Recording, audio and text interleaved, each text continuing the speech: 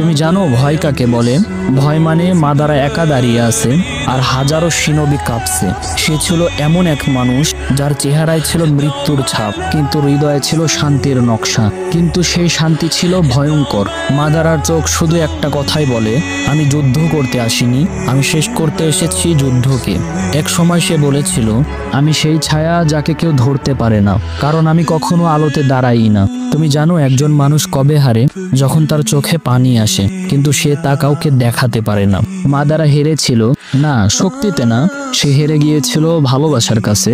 Madara শেষ নিঃশ্বাসে স্বীকার করেছিল, তোমরাই ঠিক ছিলে।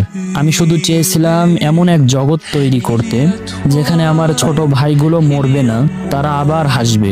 কিন্তু আমি ভুল পথ বেছে নিয়েছিলাম। মাদারা উচিহা আমাদেরকে শিখিয়ে যায়, পৃথিবীতে সবচেয়ে বিপজ্জনক মানুষ সেই ব্যক্তি যে কাঁদে না, শুধু ভাবতে থাকে। ভিলেনদের জন্ম হয় না, তাদের তৈরি করা হয়।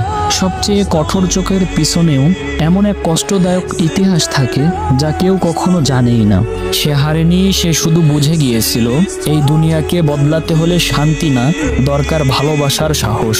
মাদারা উচিহা মারা যায়নি, সে রয়ে গেছে প্রতিটা সেই চোখে যা দেখে অন্যায় আর বদলাতে চায় দুনিয়াকে।